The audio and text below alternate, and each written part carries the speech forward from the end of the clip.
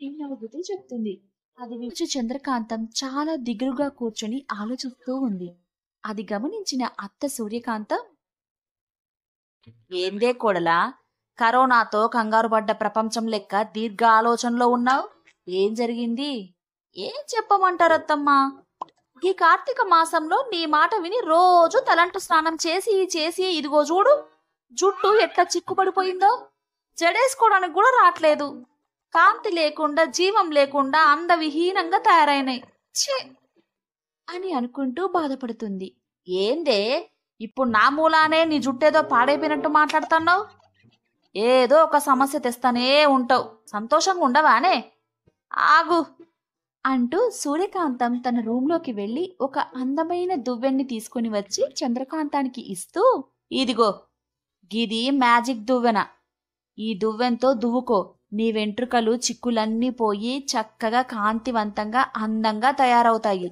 కానీ అత్యాశకు పోయి తింగర పని చేయమాక. దువ్వుకున్న తర్వాత గీ దువ్వెన్ని మళ్ళీ దాసిపెట్టు అంటూ సూర్యకాంతం అక్కడి నుంచి వెళ్ళిపోతుంది. ఆ దువ్వెన్ని బాగా తెరిపారా చూసి,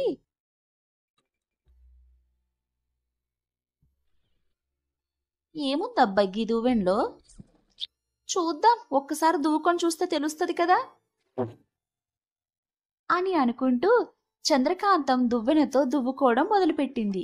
అంతే, తలలో వెంట్రుకలన్నీ నిగనిగలాడుతూ నల్లగా బారెడు పొడుగు పెరిగి చంద్రకాంతమే షాక్ అయ్యి తన వెంట్రుకలు చూసుకుంటూ, ఏంది ఈ దువ్వెన మహిమ? వామ్మో! ఇన్నాళ్ళు నా వెంట్రుకలన్నీ చూసి నేనే బాధపడేదాన్ని, చిన్న పిలకతో ఉండేదాన్ని. ఇప్పుడు నా జడ త్రాచుపాము లెక్కుంది. సరే, మా అత్తమ్మ చెప్పినట్లే దీన్ని దాచిపెట్టేస్తా అంటూ దువ్వెన్ని సూర్యకాంతం చెప్పిన పెట్టెలో పెట్టి చిన్నగా అత్త దగ్గరికి వచ్చి, అత్తమ్మా, నా జడను చూడండి ఎంత బాగుందో అని మురిసిపోతూ ఉంది. ఏమే కోడలా, జుట్టు పెరిగిందని మురిసిపోవడం కాదు, వెళ్ళి అందరికీ పాలు పోసిరా పో, అందరూ ఎదురు చూస్తా ఉంటారు. అత్తమ్మ ఎప్పుడు పోసే పాలేగా, కొద్దిగా లేట్ అయితే కొంపలు మునిగిపోలే అంటూ గునుక్కుంటూ వెళ్ళి పాల క్యాన్ తీసుకొని ఒక్కొక్క ఇంటికి వెళ్ళి ఇంటి ముందు నిల్చొని, రాధక్కా, రాధక్కా, పాలు అనగానే ఒక ఆమె గిన్నెతో బయటికి వచ్చి, ఇదిగో చంద్రం, పాలు పోయి అంటూ ఉండగా చంద్రకాంతం ఆ అందమైన జడని చూసుకుంటూ మురిసిపోతూ ఉంది. అది చూసి రాధ గిన్నె పక్కన పెట్టి చంద్రకాంతం జడనే చూస్తూ, అవునే చంద్రకాంతం, నీ జడ సన్నగా ఎలుక తోకలా ఉండేది, ఇదేంది ఒక్కసారే త్రాచుపాములా మారింది? ఎలాగే ఇంత పెద్దది ఎట్లయింది? ఏం చేసినావు?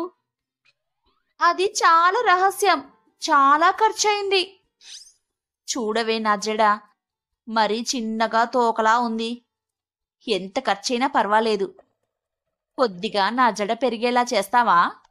సరే, చేస్తాలే, ముందు పాలు పట్టు అంటూ పాలు పోసి అక్కడి నుంచి వెళ్ళిపోతుంది. అలాగే ఇంకొక చోటికి వెళ్ళి అక్కడ కూడా పాలు పోస్తూ జడని చూపిస్తూ ఉంటుంది.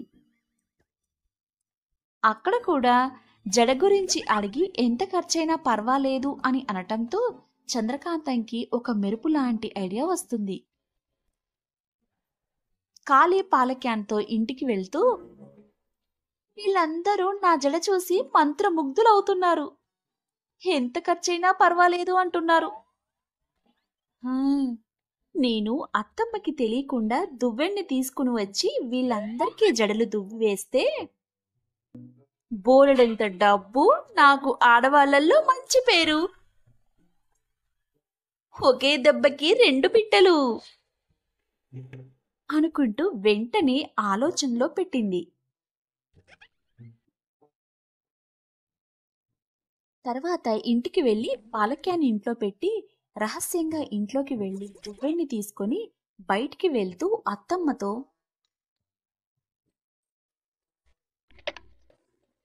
ఓ అత్తమ్మా, కొద్దిగా పనుంది, బయటికెళ్ళొస్తాను. ఇప్పుడే గదే బయట నుంచి వచ్చినావు, మళ్ళీ ఏ ఘనకార్యం చేయడానికి వెళ్తున్నావు? అబ్బా, వెంటనే వస్తా అత్తమ్మా అంటూ బయటికి వెళ్ళి రాధా ఇంటికి వెళ్ళి ఆమెను పిలుస్తుంది. రాధ బయటికి రావటంతో,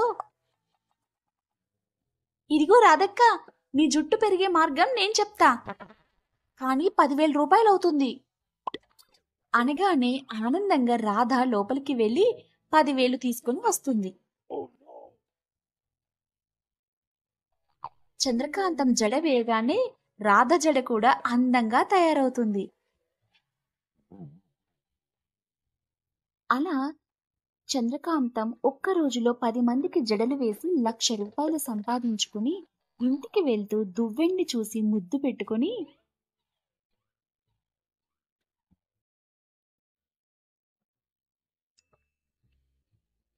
నీ పుణ్యమా అని రోజు 1,00,000 రూపాయలు సంపాదించాను. ఇక రోజు ఆ పాలు పుల్లలు పూలు అమ్ముకొని ఎన్నాళ్ళు బ్రతకాలి? నేను కూడా ఒక్క దెబ్బతో కోటేశ్వరరాలైపోవచ్చు అని అనుకుంటూ ఇంటికి చేరింది. ఇంటికి వచ్చి మళ్ళీ మళ్ళీ డబ్బులు లెక్క పెట్టుకుంటూ ఉండగా బయటంతా గోలగోలగా ఉండటంతో చంద్రకాంతం బయటికి వచ్చి చూడగా 10 మంది తలలు గుండ్లుగా మారిపోయాయి.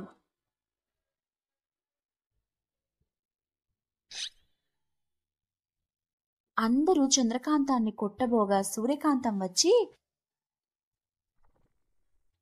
హరే జర ఆగండమ్మా, ఆగండి అంటూ అందరికీ సూర్యకాంతం ఏదో మంత్రం చేసి అందరి జుట్టు మళ్ళీ మామూలుగా వచ్చేలా చేస్తుంది.